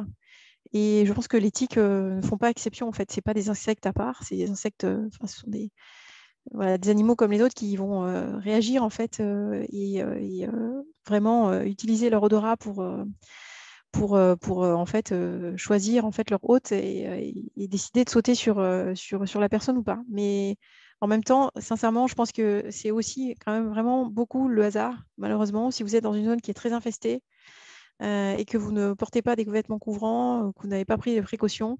Je pense que même si vous n'avez pas une peau entre guillemets à moustique ou une peau qui est susceptible d'attirer en fait les insectes, je pense que vous serez quand même en risque. Voilà. Donc c'est une explication, mais voilà, elle vaut ce qu'elle vaut. La maladie de Lyme est une maladie sous-jacente latente. Oui, excellente question. Pardon, il y a quelqu'un qui a levé la main. Non? Oui, c'est moi. Oui, Bonjour. bonjour. Bonjour Daniel. Bonjour. C'est une question justement par rapport au... Est-ce qu'il y a une carte qui répertorie peut-être les zones à risque Oui. avec... Par rapport aux régions françaises, vous voulez dire? Oui, voilà. Alors, j'ai dû passer un Je peu me vite, je suis promène désolée. quelque part. Ouais, Comment? oui, vous avez effectivement, vous avez, je crois, l'association Francheim. Sinon, je pense que Santé publique France produit des cartes. Bon, vous avez quand même principalement l'Est et le centre, qui historiquement, en fait, sont les zones les plus infestées, même si, franchement, maintenant, toutes les zones sont touchées, hein. Mais voilà, vous avez quand même, voilà, grosso modo, c'est le taux d'incidence qui est en fait en lien en fait, avec le nombre de tiques par mètre carré en moyenne et le pourcentage de tiques qui sont contaminés, bien évidemment. Parce que ce n'est pas parce qu'une tique est présente là où, à l'endroit où vous passez que si elle vous pique, elle va vous transmettre en fait les borrélies. D'accord. Dans certaines régions, vous avez jusqu'à 40% des tiques qui sont infestées, enfin, qui sont porteuses de la borrélie, des borrélies. Et dans d'autres régions, ça n'est que 15%. Donc, il y a plusieurs, enfin, vous voyez, il y a plusieurs niveaux voilà. Il y a plusieurs niveaux d'analyse, on va dire. D'accord. Mais disons que, Merci. voilà, disons que là où il y a le plus de tiques, c'est quand même là où, globalement, on s'expose le plus, hein, de toute façon. Alors, la maladie de Lyme est une maladie sous-jacente latente. Alors oui, cette question est une excellente question sur la maladie de Lyme qui est sous-jacente latente. Alors, je vais vous citer le cas, en fait, je crois que c'est en 97. En 1997, on a développé un vaccin anti-borrélie aux États-Unis. Les USA ont développé ça. Bien sûr, ils ont donc administré le vaccin qui était censé donc avoir un niveau de protection de 90% ou de 87%, je crois, 87%. Et après la vaccination, suite à la vaccination, il y a une partie en fait, des personnes vaccinées qui ont déclenché la maladie ou en tout cas qui ont eu un symptôme, enfin un syndrome inflammatoire intense. Alors de deux choses l'une. Une partie de ces personnes avaient certainement contracté la maladie, mais sans érythème migrant, sans s'apercevoir qu'elles avaient été mordues en fait auparavant. Mais elles n'avaient pas déclaré la maladie parce qu'elles avaient un système immunitaire et une vitalité qui permettait en fait de maintenir certainement les borrélies, on va dire l'infection à très très bas bruit et donc de pas avoir d'être asymptomatique en fait, d'être entre guillemets porteur sain. Je n'aime pas trop cette notion de porteur sain, mais bon, je l'emploie pour voilà pour résumer. Et donc ils ont déclaré la maladie, elle a été réactivée en fait, elle a été réveillée par l'injection en fait de borrélie désactivée ou morte. Et l'autre explication, qui à mon avis d'ailleurs n'est pas exclusive de la première, c'est-à-dire qu'à mon avis il y avait deux types de personnes, c'est que certaines personnes avaient eu l'infection, une primo-infection, s'en étaient débarrassées parce qu'elles avaient un système immunitaire particulièrement virulent, on va dire, mais il restait des fragments en fait de borrélie, par exemple dans leurs articulations, des fragments de membrane. En fait, le système immunitaire s'est emballé en fait quand les borrélies mortes en fait ont été injectées avec le vaccin et il y a eu une sorte de flambée en fait, de reflambée. C'est une explication. Les sources d'informations que j'ai pu avoir en ma possession ne sont pas extrêmement claires hein, à ce niveau-là. C'est vraiment, ils n'ont pas décrit en fait véritablement ce qui s'est passé chez toutes les personnes qui ont donc eu une réaction en fait indésirable suite à cette vaccination. Mais voilà, on peut penser qu'il y a eu ces deux types en fait, de réactions. Donc en fait, ces personnes-là, oui, elles avaient la maladie latente.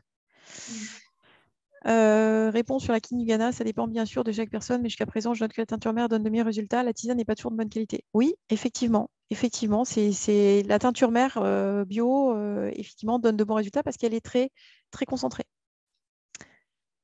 Quel est le nom de la synergie d'huile essentielle, s'il vous plaît? Oui. Alors, c'est chez Phytofrance. Et c'est...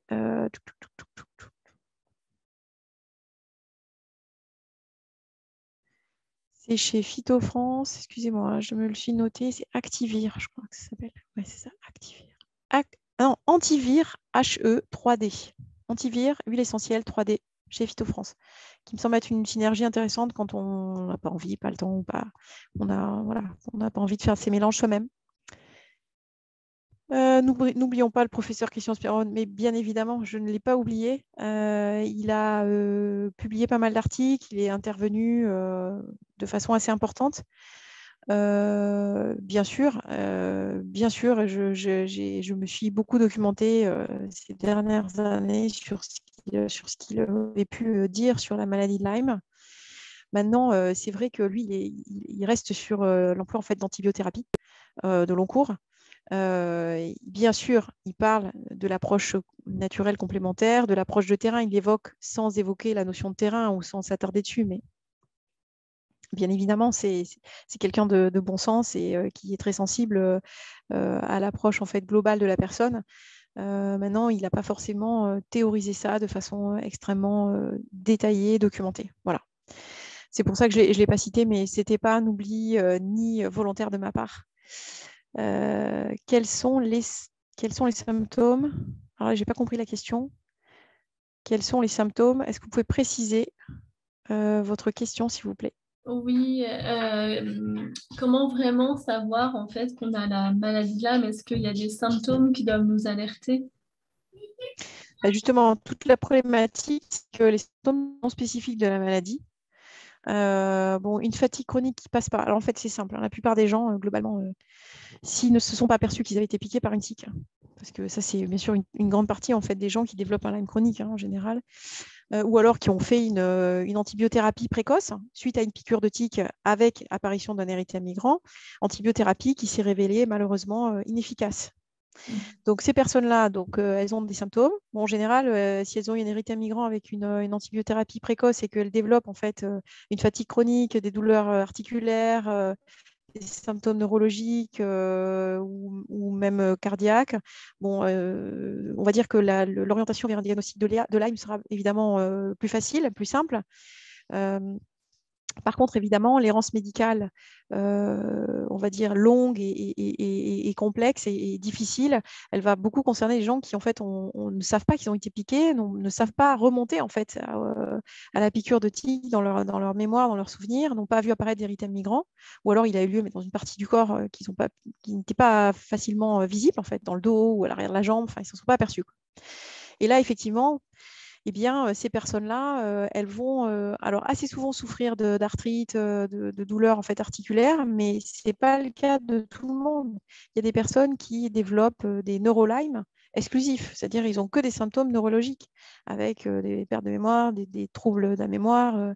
Et donc, en général, en fait, ces personnes-là, c'est le diagnostic différentiel qui va permettre en fait, progressivement d'aller vers la maladie de Lyme, en fait, vers le diagnostic de la maladie de Lyme. C'est-à-dire on écarte au fur et à mesure donc les maladies qui sont en rapport avec les symptômes qu'on peut avoir. Donc non, ce n'est pas un Alzheimer, non, ce n'est pas un Parkinson. Et c'est ça le problème, c'est que ça prend beaucoup de temps. C'est pour ça que si vous avez un doute, en fait, eh bien, le test Félix-Phage, il y a un certain nombre de tests que vous pouvez pratiquer à l'étranger sont intéressants. Il y a aussi les tests PCR sur liquide articulaire. Donc là, je reviens sur la slide. Voilà, le test PCR sur les liquides organiques, que ce soit liquide céphalorachidien en cas de problématiques neurologiques ou sur les liquides synovio articulaires, il a une sensibilité qui est qui n'est pas énorme, mais qui quand même peut permettre d'y voir plus clair quand on a des symptômes vraiment d'arthrite ou des problèmes articulaires intenses, importants. Il y a aussi également l'ELISpot, donc c'est le test Borrelia ELISpot, donc ça s'appelle le LTT ou comme Lymphocyte Transformation Test. Il est assez souvent utilisé aussi pour confirmer en fait un diagnostic ou une suspicion de maladie de Lyme. Il a une sensibilité qui est estimée à 84%. Mais attention, il ne sait pas détecter quel type de souche en fait est impliqué. Et attention aussi, il y a une problématique, c'est qu'il risque, si l'infection est vraiment très ancienne, il risque de ne pas en fait, être très sensible. En fait. Voilà. Donc ça, c'est la chose qui est importante à avoir en tête. Voilà. Donc voilà, à ce stade, c'est un peu tout ce qu'on peut faire pour essayer d'aller vers une maladie de Lyme, en fait, vers un diagnostic de maladie de Lyme. Quoi qu'il en soit, sans être certain que c'est une maladie de Lyme, une approche de terrain, déjà, va permettre de retrouver des marges de manœuvre en termes de vitalité, de gérer les symptômes, les douleurs, et bien sûr de booster, de renforcer, de rééquilibrer le système immunitaire. Ce sera déjà une première approche et qui, dans certains cas, peut être suffisante. Et si ce n'est pas suffisant, eh bien, de tester en fait, l'usage, en fait, de prendre en fait un certain nombre de biothérapies, de plantes antispirochétales pour voir si ça a un effet. Mais effectivement, dans ce cas-là, si vraiment on n'est pas sûr que c'est un Lyme, peut-être que je n'orienterai pas la personne vers des huiles essentielles dans ce cas, plutôt vers des plantes. D'accord. Voilà. Et est-ce que, une fois qu'on a déjà été contaminé par cette maladie, le corps garde en mémoire des anticorps et est-ce que du coup on est un peu protégé d'une future agression, d'une future infection? Est-ce qu'il y a une immunité qui se met en place? Alors, je ne suis pas spécialiste au niveau immunité post-infection. Maintenant, par définition, vous allez acquérir, en fait, il y a une immunité acquise qui va se constituer, qui sera en lien avec, donc en lien avec les anticorps que vous aurez fabriqués, des anticorps anti-Borrelia, et qui sera spécifique, en fait, des souches ou de la souche qui aura été effectivement la souche avec laquelle vous aurez été en contact, ça c'est sûr. Maintenant, si vous êtes repiqué par une tique qui inocule en fait des souches différentes, bah, c'est une autre histoire de nouveau. Il peut y avoir d'autres souches, ouais. D'accord. Ou alors, elle peut ne pas inoculer de souches de Borrelie, mais inoculer d'autres bactéries. Elle peut provoquer donc d'autres maladies, comme la rickétiose, la tularemie, ce genre de choses. Vous voyez? Donc, c'est... Voilà. Ok, merci. Je vous en prie. Est-ce qu'il y a éventuellement d'autres questions? Oui, moi je voulais demander, donc j'ai Lyme. Oui. Et je tâtonne pour l'instant. Et là, je prends du CBD et du TikTok acheté en Allemagne parce que j'habite en Alsace. Et j'arrive pas à avoir de résultats. Et j'ai même l'impression que c'est pire. Et donc, ça recouperait ce que tu disais avant. Et donc, l'idée, ce serait quoi? De diminuer ou d'arrêter complètement? Alors, le TikTok, donc, c'est un mélange d'huile essentielle. Je précise pour ceux qui ne connaissent pas. Il est interdit en France depuis un certain nombre d'années parce qu'il est, il est très concentré en thuone. En fait, c'est un composé en fait, d'huile essentielle qui peut être relativement toxique. Et donc, les autorités, en général, elles font ceinture bretelle et elles préfèrent en fait interdire plutôt que de forcément aller au bout de l'exercice. Alors, le TikTok, c'est un remède qui est effectivement efficace. Efficace, mais il n'est pas efficace chez 100% des gens, comme la plupart d'ailleurs des remèdes tout faits. Déjà, c'est le premier point. Ensuite, il peut provoquer, parce qu'il est très puissant, eh bien, au moment de la destruction de la lyse, en fait, de la destruction des borrélies, des syndromes de Jarry-Alzheimer. Si, suite à la prise du TikTok, vous avez constaté une aggravation en fait, des douleurs ou des symptômes, c'est que vous êtes peut-être en train de faire un ERX. Dans ce cas-là, ça peut être intéressant en fait, de réduire temporairement les doses, de reprendre et de voir si le JARIH, en fait, le syndrome de JH, en fait, réapparaît de nouveau. C'est peut-être pour confirmer éventuellement la présence d'un syndrome. Emmanuel, Oui. est-ce que vous pouvez couper le son, s'il vous plaît? Ah, pardon. C'est pas grave. Merci. Donc, ça, c'est en première intention, voilà ce que vous pouvez faire. Ensuite, si vous voyez que ça revient et qu'en fait, effectivement, ça vous met vraiment en difficulté, bon, il y a deux options.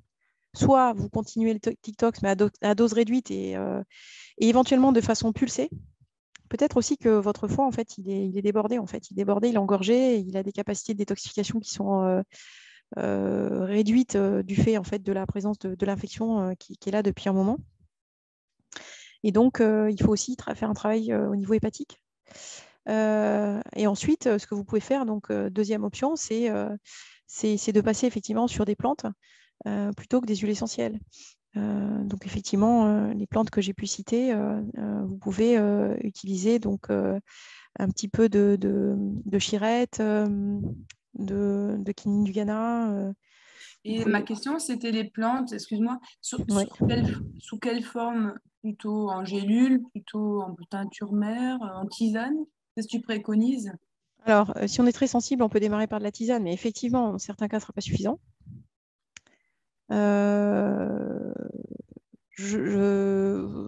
Grosso modo, c'est la teinture mère hein, qui me paraît être vraiment la forme vraiment la plus efficace. Et est-ce que tu as un avis sur la biorésonance? Parce que j'essaie de trouver des traitements probablement en Allemagne et on entend de bons effets sur la biorésonance. Qu'est-ce que tu en penses? J'ai pas d'avis particulier. En fait, si ça marche sur vous, tant mieux. C'est-à-dire que ce que je veux dire, c'est que je ne dis pas que ça marche pas ou que j'y crois pas. Je pense que en fait, là aussi, c'est toujours cette démarche en fait, de personnalisation et de faire des choses qui vous parlent, qui vous correspondent et qui auront donc un effet sur vous. Et donc, ça peut être certaines personnes, ce qui va les aider vraiment, ça va être le sauna. D'autres vont aller voir des magnétiseurs et ils vont ressentir des effets positifs. D'autres vont aller voir un acupuncteur en complément en fait, des biothérapies et ça va grandement les soulager. D'autres, l'acupuncture, ça ne va rien leur faire. Ou en tout cas, ils auront l'impression que ça ne leur fait rien. Donc voilà, donc vraiment, voilà, c'est mon avis hein, sur la question, c'est que chaque personne en fait peut constituer son protocole, entre guillemets, je mets de gros guillemets, sa démarche personnelle. L'objectif, c'est d'y arriver, quoi. Est-ce qu'il y a d'autres questions? Alors, je voulais juste confirmer ce que tu avais dit tout à l'heure. J'ai fait une Oui. randonnée dans les Vosges, on était 5 nanas, habillées pareil, les mêmes endroits. Oui. Aucune n'a eu de tic. Oui. Une demi-journée, j'en ai eu 9. Ouais. Et je pense que c'est lié, ce que tu as dit, c'est intéressant parce que je pense que mon immunité est déjà basse, je pense que je suis déjà un peu attaquée de partout. Et peut-être que j'ai vu que sur Internet, ça les attire aussi en fonction de l'odeur. Hmm. Et peut-être que je dégage une odeur liée Bah, peut-être au système immunitaire déjà bas et qu'elles au vont se dire, ah, microbiote. celle-là, elle est faible, on va aller sur elle, quoi. Ouais, le microbiome, ouais. Certainement le microbiote cutané qui. Enfin, en tout cas, c'est une explication. C'est une possibilité. On ne peut pas l'écarter.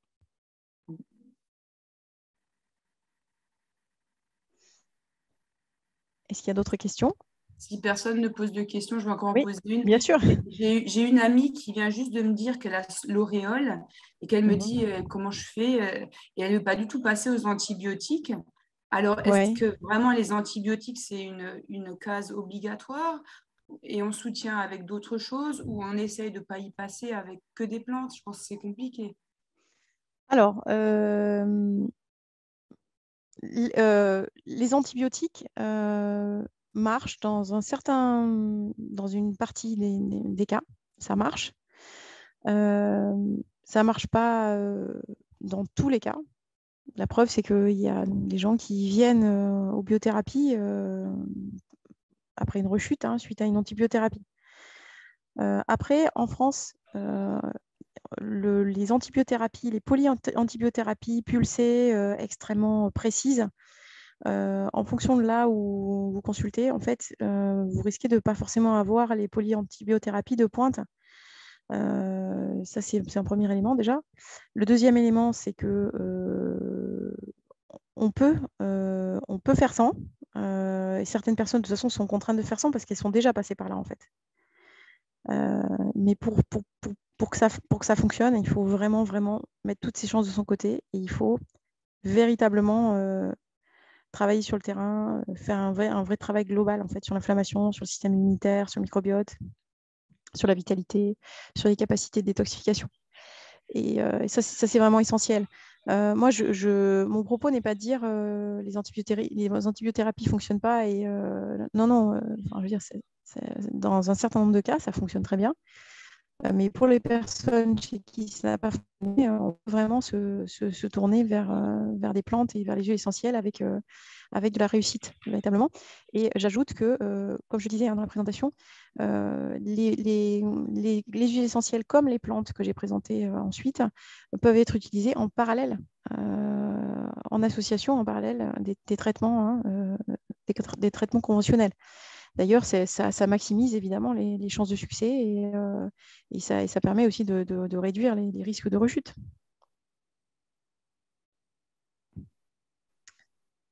Est-ce qu'il y a J'ai une d'autres dernière questions? question. Oui. Oui. Vous avez parlé d'un test dans un pays étranger, je ne sais plus si c'était la Belgique ou l'Allemagne. Oui. Mais je voulais savoir, par exemple, dans le cadre d'un programme d'hygiène de vie, est-ce qu'on a le droit de dire, moi, est-ce que demain, j'ai le droit de mettre dans mon programme d'hygiène de vie, veuillez faire un test dans tel pays. C'est ça, en fait, moi, je me pose la question par rapport à ce genre de test. Parce qu'il y a celui-là, mais pour d'autres en général, je n'ai pas encore fait ça, moi, en fait, dans ma pratique. Et du coup, je me pose la question, est-ce que j'ai le droit, moi, en tant que naturo, de dire aux gens, ben voilà, vous faites tel test et on fait le point. Ou c'est réservé aux médecins? Alors, de toute façon, d'une manière générale, le programme d'hygiène vitale, la feuille de programme d'hygiène, la feuille de cure, en fait, comme ce n'est pas une ordonnance, de toute façon, on ne prescrit jamais véritablement en fait, d'analyse, qu'elle soit fonctionnelle ou qu'elle soit classique. Maintenant, en tant que naturopathe, vous pouvez tout à fait conseiller en fait, des analyses, mais vous pouvez le faire en marge de la feuille de programme d'hygiène de vie. D'accord, ok, Voilà, merci. je vous en prie. D'ailleurs, je vous conseille vivement de recommander certaines analyses qui sont efficaces, parce qu'en général, les gens sont un peu perdus en fait. Ils ont fait l'ELISA, le Western blot, parfois ils ont fait que l'ELISA. Et donc, c'est terrible parce qu'ils il leur manque une partie du tableau, quoi. Ouais, parce qu'en fait, la question, c'est une fois qu'ils ont reçu le test, ils vont venir me voir pour demander d'analyser, finalement. C'est ça, en fait. De toute façon, l'interprétation du test, elle est immédiate, elle est en lecture directe puisque le laboratoire donne D'accord, immédiatement le verdict. d'accord. Et dans ce cas-là, je les redirige quand même vers leur médecin traitant, si, par exemple, c'est positif ou... Euh, Alors, de toute façon, en cas de primo-infection, en France, au stade de primo-infection, on est sur une prise en charge par la médecine conventionnelle. Les personnes, si elles ont un test ELISA Western blot positif, elles consultent leur médecin. De toute façon, elles vont consulter leur médecin. Et là, le médecin va prescrire des antibiotiques en première intention. D'accord. Ça, c'est le protocole de base. Et pour un naturopathe, conseiller de ne pas le faire, c'est pas une bonne option. Il faut vraiment que la personne en discute avec son médecin. En plus, il y a des médecins qui sont peut-être l'orienter vers un médecin qui connaît bien la maladie de Lyme. J'ai cité le cas du docteur Marc Bronstein, qui connaît très bien en fait cette maladie, qui a accompagné des milliers de gens et qui sait comment réagir. Voilà, ça peut être de rechercher dans la zone où vous consultez des médecins qui connaissent bien la maladie de Lyme. D'accord. Donc voilà, moi, mon rôle, c'est ça, en fait. C'est vraiment là, je suis dans le cadre des limites de savoir jusqu'à où moi je vais, en fait, dans le conseil. Et donc voilà, si je dis à la personne d'aller faire le test, voilà, Belgique, machin, la personne revient avec son test, c'est positif. Et là, je lui dis, ben voilà, je vous conseille tel médecin qui est spécialisé. Ok. Par exemple, ou alors lui dire, quand vous avez le résultat de votre test, vous allez consulter votre médecin. C'est encore plus rapide et après, éventuellement, l'orienter. Et après, éventuellement, voilà, avoir une approche, on va dire, un peu intégrative, on va dire, main dans la main. Oui, voilà, parce que, c'est ça. comme je vous le disais, en cas de morsure en fait, de tique, on peut déjà faire des choses au stade de la morsure et dans les jours qui suivent. Voilà. D'accord. Ok, merci beaucoup. Je vous en prie. Bon, eh bien, s'il n'y a pas de questions supplémentaires, je vous remercie pour votre écoute et pour votre attention ce soir. J'espère que vous avez appris des choses utiles et intéressantes dans votre parcours, sur votre chemin, en fait, que ce soit un chemin d'ailleurs de guérison ou que ce soit dans la prévention en fait, face au risque en fait, de la maladie. Merci à tous et à toutes et je vous souhaite une excellente fin de soirée. Merci beaucoup. Merci. Au revoir. Merci beaucoup. Merci beaucoup.